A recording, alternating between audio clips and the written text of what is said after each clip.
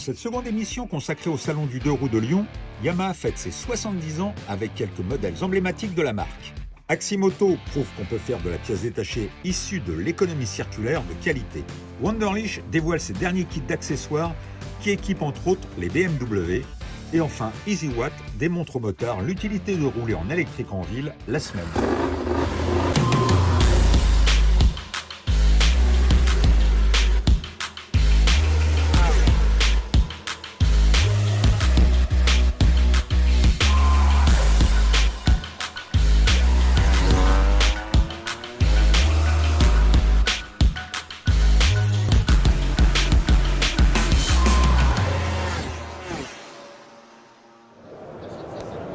Ah, le patron, ça va? Et toi? Bah écoute, très Johan, bien. c'est ça? Oui, tu peux m'appeler Jean-Louis si tu veux. Ah, Jean-Louis, j'aime bien. Donc Jean-Jacques, Ouais. merci de me recevoir sur ton Mais stand avec plaisir. où il y a déjà énormément de monde. C'est toujours, ouais. Et toujours déjà la hier. folie chez vous. Déjà hier. Les gens viennent sur votre stand à chaque fois pour voir les motos de près, monter dessus. Ouais. Parce qu'en fait, il y a vraiment une envie d'acheter, de découvrir les machines. Il y a quoi en fait? Je crois que ça fait partie de l'expérience de la visite du salon. Là, il y a, en tout cas sur le salon de Lyon, j'apprends rien à personne, mais il y a un véritable esprit de passion. On parle vraiment à des gens qui sont des bouffeurs de kilomètres, qui ont. Là, j'étais en discussion avec un client qui roule FJR depuis le début, quoi, tu vois. Donc, qui était en train de me dire, ouais, mais quand est-ce que vous remettez un cardan? Enfin, voilà. Nous, on aime ces discussions-là parce qu'il y a des moments où on n'a pas les réponses, mais ils sont vraiment là pour discuter avec nous, discuter produits, discuter de l'histoire de la marque. Et là, je viens de te lancer une belle perche, quoi, tu vois. Parce que je crois que cette année, il y a un anniversaire pour vous. Mais un anniversaire comme tous les ans. Un anniversaire très important. C'est pas comme tous les ans. Très important parce que la marque a 70 ans. Ouais, 70 ans. 70 ans, et pour nous, ça a une vraie importance. D'abord parce que c'est un sujet de fierté en interne. Voilà, il n'y a pas beaucoup de marques qui sont sans arrêt à flux tendu depuis plusieurs décades. Et donc ça, c'est déjà important pour nous en interne. Ensuite, je crois aussi que c'est très important pour les concessionnaires et pour le message qu'on peut faire passer au monde de la moto. C'est-à-dire que voilà, si vous rentrez dans une marque comme Yamaha, vous rentrez dans une marque qui forme, en France en tout cas, 205 concessionnaires depuis maintenant 1955. C'est des experts, c'est des super techniciens, c'est des super vendeurs, c'est des passionnés, c'est des gens qui roulent avec leurs clients. Et donc vous vous appuyez, vous, client final, sur un réseau costaud. Voilà. Et ça, c'est vraiment le message qu'on a envie de faire passer. On est très très proche, nous, de nos concessionnaires, depuis toujours et de plus en plus. Et donc voilà, c'est aussi une façon de dire, il y a 7 décennies d'expertise, de vente, de connaissance de nos produits. Comme tu le disais aussi, pas mal de concessions qui sont des concessions familiales. Il y a très fréquemment, je parle avec des vendeurs ou des techniciens qui disent « Oh, bah, moi j'ai démarré là, ça fait 22 ans, tu vois ». Et il y a vraiment un esprit de famille, un esprit de clan. Et ça, c'est super important parce que ça se ressent aussi dans le choix des utilisateurs finaux. Ça a quelque chose d'extrêmement rassurant. Ça a quelque chose qui permet de se projeter sur le futur. Et nous, c'est en tout cas un ingrédient de la marque sur lequel on travaille, auquel on fait très attention dans le développement de notre réseau, de faire appel à des experts, de faire appel à des gens qui sont picousés, qui roulent presque au quotidien, que ça soit en X-Max 125 ou en YZ. C'est une marque qui a quand même 70 ans d'histoire et dans cette histoire de Yamaha, il y a quand même des modèles emblématiques. Plein de modèles emblématiques. Bah vas-y, on t'écoute. Ah ben, je te rappelle le VMAX, par exemple. La XT500. Quelle année la XT500? 76. Pas mal, pas mal. Et quelle est la Yamaha la plus vendue en volume? Je pense que c'est en 4 lettres. En quoi? 4 lettres. Ah, t'es pas loin, t'es pas loin. C'est la DTMX peut-être? DTMX, ouais, exactement. Ça a été la moto sur laquelle, alors ma génération a démarré sa carrière de motard, quoi. C'est en noir et blanc ça. C'est en noir et blanc, ça, exactement. Mais donc pourquoi la DTMX?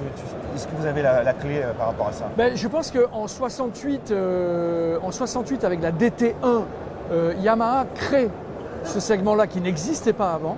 créé le segment du trail, donc 68 avec la DT1. Et la DTMX arrive, je dirais, une quinzaine, vingtaine d'années derrière, avec une modernité du moteur 2 temps, il n'y a plus besoin de mettre d'huile dans l'essence, etc. C'est une moto qui était extrêmement bien conçue, très bien équilibrée, dont le prix était parfaitement aligné, qui correspondait parfaitement à l'époque, carton. Et la DTMX, c'est aussi un élément important, notamment au niveau de la suspension, qui a été révolutionnaire. Oui, arrivé effectivement du cantilever, qui était ce système avec un seul amortisseur, donc monochoc sur cette moto-là. Mais il n'y a pas eu que ça. On peut se rappeler aussi de la GTS, avec cette espèce de bras avant, cette suspension avant, qui a fait creuser, tu vois. Mais voilà. Donc, qui n'a pas eu un grand succès. Qui n'a pas eu un grand succès, mais qui est aujourd'hui très recherché. Donc, mais il faut prendre un peu de recul par rapport à ça. Et dès le début, Genichi Kawakami, qui est le fondateur de la marque, a insufflé et n'a pas arrêté d'insuffler cet esprit créatif. Ça, c'est ce qui différencie aussi Yamaha, c'est la créativité qui a été apportée sur les modèles. Et rappelle-toi, on parlait tout à l'heure du VMAX. Au début, tout le monde se disait, mais c'est impossible, c'est une moto, ça ne marchera pas. C'est devenu une moto mythique. Et il y en a plusieurs comme ça dans la gamme. Tu peux juste rappeler l'anecdote du VMAX, comment il arrive en France? Le VMAX était essentiellement conçu pour le marché américain, avec l'esprit custom, et d'installer la marque aussi avec cet esprit custom aux États-Unis. Mais le fondateur de la marque en France, donc le célèbre Jean-Claude Olivier, avait dit non, cette moto, il nous la faut aussi, parce qu'elle est adaptée à l'époque, il avait eu cette vision. Et donc il avait combattu presque avec, les Japonais avec le Japon, avec Yamaha Japon, à essayer de les convaincre. Et en tout cas, ce qu'il avait réussi à obtenir, c'est une petite quantité de motos. Je pense que là, on doit être en 85, peut-être un peu avant. Et il a prêté, je crois, une dizaine de motos à un certain nombre de célébrités à Saint-Tropez qui ont roulé avec les premières versions de VMAX. Et ce qui a contribué au succès de cette moto voilà, magique et iconique. Il a bossé avec des influenceurs avant l'heure. Il a bossé avec des influenceurs avant l'heure, exactement, exactement. Comme quoi, en 70 ans, tout le monde a la même relation à la marque, tout le monde fait preuve d'inventivité, c'est ce qui est super sympa. Et je tiens à dire que vous êtes tous au diapason. C'est une question d'harmonie. Ah. Merci beaucoup. Merci à toi.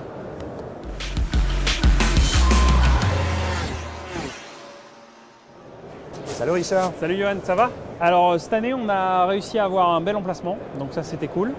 Et puis on est vraiment au cœur de tous les constructeurs, on a Yam qui est à côté et puis on a pris un stand de 100 mètres carrés parce qu'on avait des choses à montrer. Ça fait 3 ans qu'on est ici mais ça fait 30 ans qu'on existe, plus de 30 ans qu'on existe.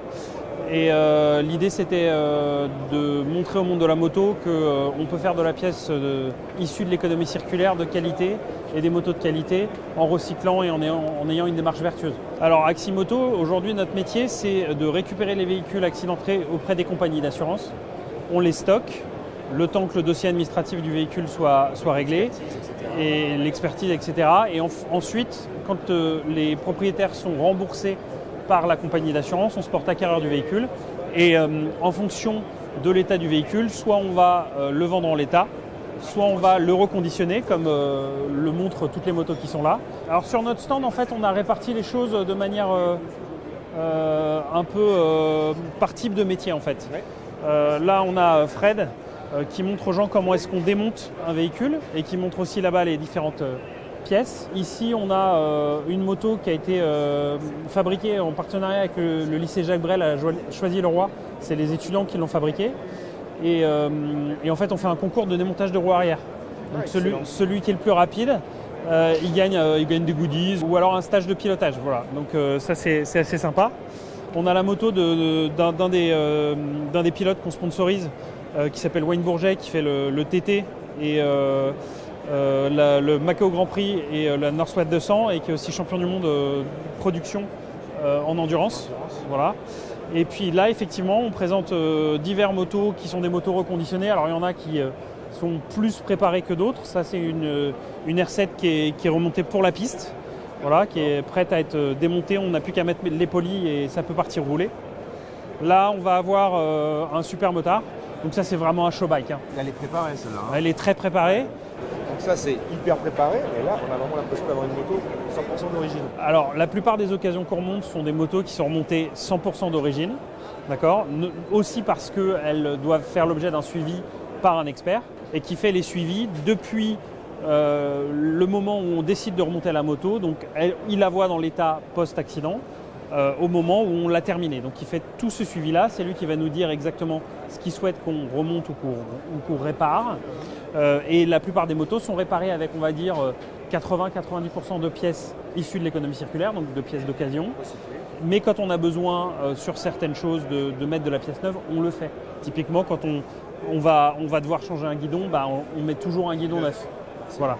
Sachant que les 3/4 du temps, c'est l'avant qui prend sur une moto, j'imagine que c'est rare que vous récupériez les têtes de fourche, ce genre de truc. Alors, on en a. D'ailleurs, ça se vend toujours assez bien. Et on est capable aussi d'en remonter sur les véhicules. Et ce qu'on sait faire aussi, c'est réparer certaines pièces aujourd'hui.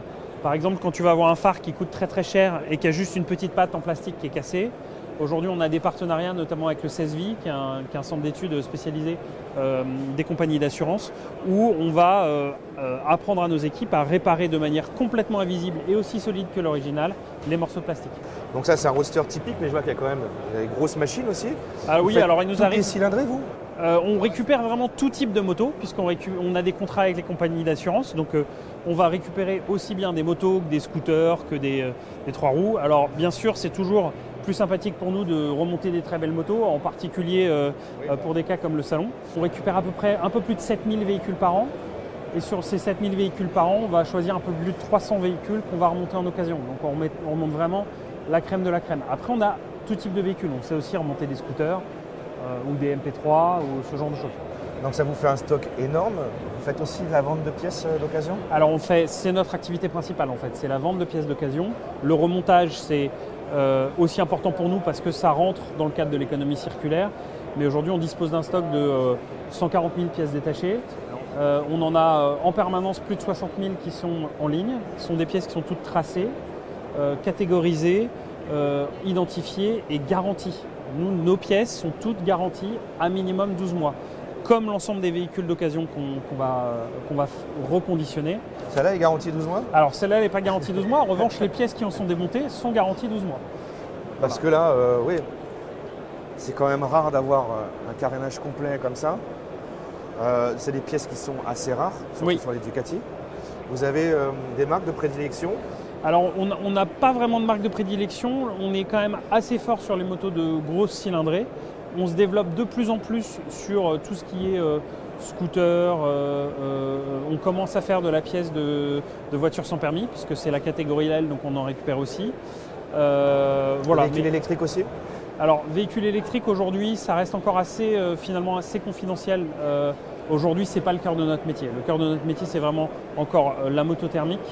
Et effectivement, on a commencé à faire de la pièce détachée en 92. Donc on peut avoir des pièces relativement anciennes, mais on ne fait pas que de la pièce de moto ancienne. On fait aussi beaucoup de pièces de moto récentes. Bah écoute, j'ai envie de dire bravo déjà parce qu'il y a un côté un peu vertueux. C'est du recyclage, donc c'est dans l'air du temps. Et puis si en plus on peut faire des économies, c'est pas mal parce que le réalisateur il conduit très mal et à mon avis il va vous appeler dans peu de temps. Pour donner une idée à vos spectateurs, le prix d'une pièce de réemploi, c'est à peu près pour le consommateur final 50% du prix du neuf. Pour une pièce garantie et testée. Si vous avez des affaires à faire, vous savez qui il faut appeler maintenant. Exactement. Merci d'être venu nous rendre visite. Merci à toi. Sur le stand Aximoto, il n'y a pas que des motos et des machines, il y a aussi des pilotes. Et on est avec Wayne. Wayne, merci de nous accueillir devant ta machine, avec laquelle tu fais pas mal de compétitions si j'ai bien compris. Est-ce que tu pourrais juste nous répéter ton palmarès? Alors avec cette moto, je roule à l'île de Man du coup et à la Northwest 200, c'est des courses sur route en Irlande du Nord et à l'île de Man entre l'Angleterre et l'Irlande. Donc ça c'est une de mes motos, je fais le championnat du monde d'endurance aussi à côté, où on a été titré l'année dernière. Et là, du coup on recommence cette année, mais avec celle-ci, du coup avec Aximoto, où ils sont mes partenaires et je vais rouler en Super Twin avec celle-là. Ça se voit pas beaucoup, mais je crois que c'est une Aprilia? C'est une Aprilia effectivement, donc du coup j'ai fait pas mal de modifications qui sont en cours. Je suis passé en Polymoto 2 pour gagner en aéro. J'ai un gros réservoir que j'ai fabriqué maison pour gagner en capacité d'essence pour pouvoir faire 120 km à l'île de Man. Sinon, j'ai pas assez de capacité d'essence. Donc 120 km, ça correspond à 2 tours, c'est ça? Exactement, tous les 2 tours. On fait un tour, ravitaillement, et on repart pour 2 tours. Donc là, c'est une base de 660. Donc l'année dernière, ça fait 2 ans d'affilée, je roule en 660. On n'a pas modifié le moteur. Pour cette année, pour aller chercher des chevaux, on peut aller jusqu'à 700 cm3. Donc là, on va agrandir pour ne pas dépasser les 700. Parce qu'en fait, les gens ne le savent peut-être pas, mais s'il y a une bulle aussi importante, c'est parce que sur l'île de Man, il y a pas mal de lignes droites. C'est ça. Il faut prendre énormément de vitesse et travailler l'aéro. C'est ça, c'est très, très important. En fait, on est couché au maximum. Et dans les courbes, en fait, on reste couché parce qu'il y a beaucoup de zones aveugles. Et du coup, on reste couché. Avec un tel palmarès, c'est quoi le lien avec Aximoto? Donc, Aximoto me met une seconde moto de rechange au cas où si j'ai un souci avec la mienne. Donc, comme ça me permet d'avoir une autre moto. Et en plus de ça, je fais aussi rouler un pilote à la Northwest 200. Donc, j'ai créé ma structure. Et du coup, ça permet aussi de développer tout le monde et de mettre tout le monde en avant, dont Aximoto, où je prends toutes mes pièces de rechange d'occasion type origine avec Aximoto.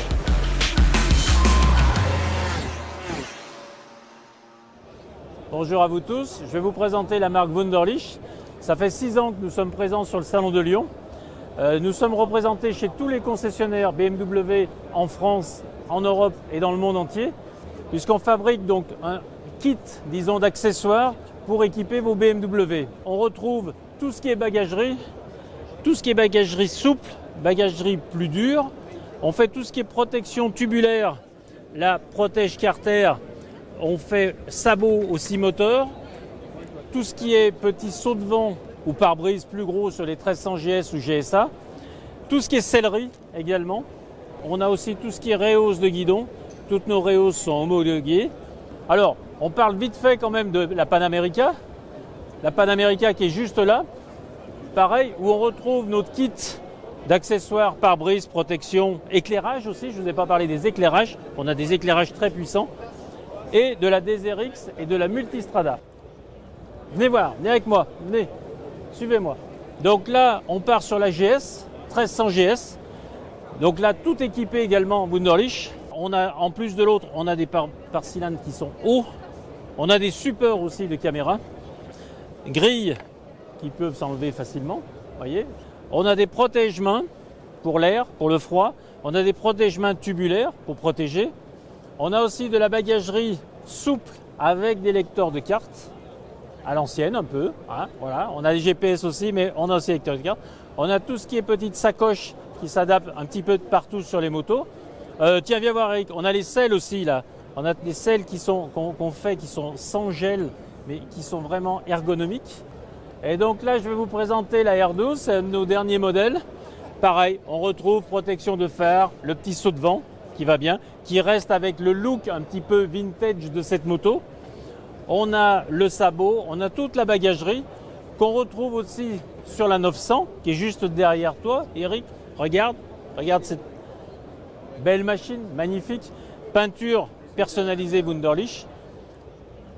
Là, tu vois, on a tout ce qui est selle qu'on expose et que nos clients peuvent regarder, selle chauffante également.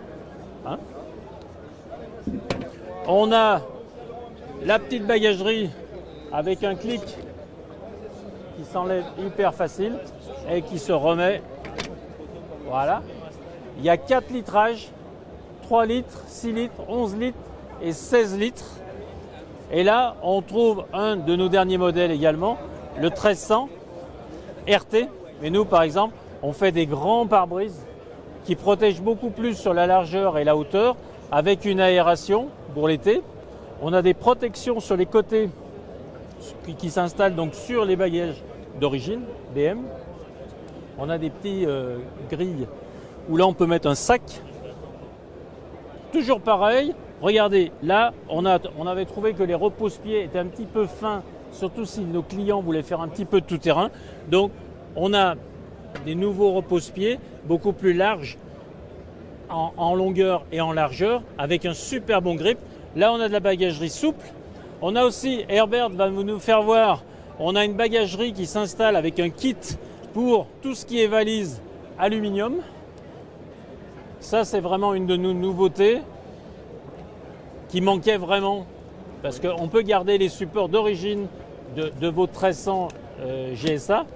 Mais également, on a un kit aussi où on enlève complètement les supports d'origine, hein, Herbert. Et là, on met un support tubulaire un petit peu comme sur les GSA, les 1250 ou les 1200 GSA. On a des sélecteurs aussi qui tournent et qui se replient pour le tout-terrain. On a aussi important parce que toutes les GS, les 1300 GS et GSA sont très penchées quand on les met sur les béquilles latérales. Donc on a fait un élargisseur de béquilles avec une petite semelle dessous pour que la moto reste un petit peu plus droite et soit plus pratique à relever. Donc là, je vais vous montrer un modèle où on s'est lâché un petit peu, où on a fait vraiment une vraie moto d'enduro, un gros maxi trail en moto un petit peu d'enduro. C'est-à-dire que tous les accessoires que vous retrouvez, les pare-cylindres, le sabot, les repose-pieds, les rehausses de guidon, petite rehausse, vous voyez, très discrète, qui rehausse de 2 cm votre guidon, toutes les grilles de radiateur, mais c'est les grilles que vous pouvez acheter sur le site ou dans notre réseau de concessionnaires homologués. Donc là, c'est vraiment, elle est épurée complètement derrière pour que ça fasse un peu moto d'enduro. On a un support de plaque très discret qui est réglable aussi. Pot d'échappement, hyper efficace, très beau bruit. On va se tourner de plus en plus sur de la moto un petit peu plus fun, disons, comme celle-ci, avec des couleurs un petit peu qui crachent un petit peu plus. On est tellement heureux de tous rouler déjà chez Wunderlich sur des motos magnifiques. Donc on essaye qu'elles soient encore plus belles et plus efficaces et plus sécurisantes.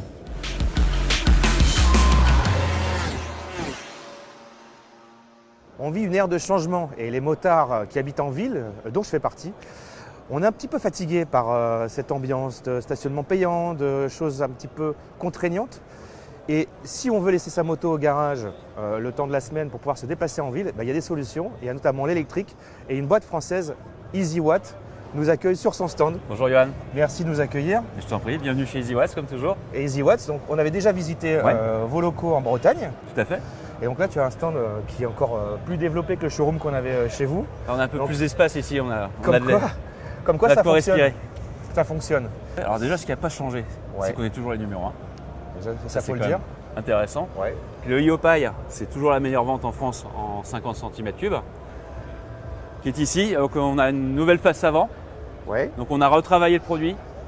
On a gardé tout ce qu'il sait faire de très bien, c'est-à-dire une belle autonomie, un prix super contenu. Et c'est ce qui a fait son succès jusqu'ici. Une belle autonomie, c'est quoi? Ça va dépendre de ce que tu recherches. 50, hein. On va être entre 70 et 130 km d'autonomie en fonction Je vérifie de les ce que tu vas informations, rechercher. Tu vas avoir le choix entre D'accord, une là. ou deux batteries. Et c'est des batteries amovibles? Ce sont des batteries amovibles. Chacune de ces batteries pèse 10 kg. Très facile à extraire. Tu la sors. Et ça se branche sur une prise secteur? Tu rebranches ça effectivement sur une prise secteur. Donc soit en la sortant de ton véhicule, soit si tu as la chance d'avoir un garage, En connectant en venant te directement. brancher ici. On est à 1850 €. Ouais, donc ça reste raisonnable avec le top Et case. actuellement, là jusqu'à la fin de la semaine, alors pas cette version-là qui est la nouvelle version qui n'est pas encore commercialisée, mais sur la version 2025, on a une promotion, donc tu peux l'avoir pour 1550 €.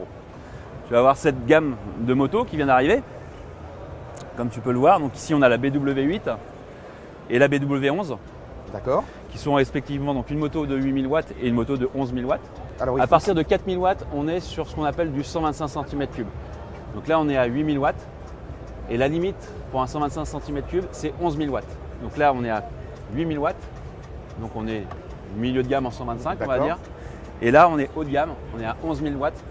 C'est le maximum que tu as le droit d'avoir en puissance nominale. Après, ce sont des véhicules électriques. Donc on a également la puissance de crête qui rentre en compte. avec le couple qui est instantané. Exactement, et du coup on se retrouve avec des puissances largement au-dessus de ce qu'on attend. Donc voilà, l'alternative c'est ça, c'est que tu utilises un véhicule au quotidien qui va te donner le plaisir de la conduite d'une moto traditionnelle avec la simplicité de l'électrique. Voilà. Donc là, on a une trappe. Tout à fait. J'imagine qu'on ne met pas de carburant là-dedans. C'est pas loin, Ok. c'est quand même l'alimentation. On a la lime qui est là. Donc sur ces modèles-là, la batterie n'est pas amovible.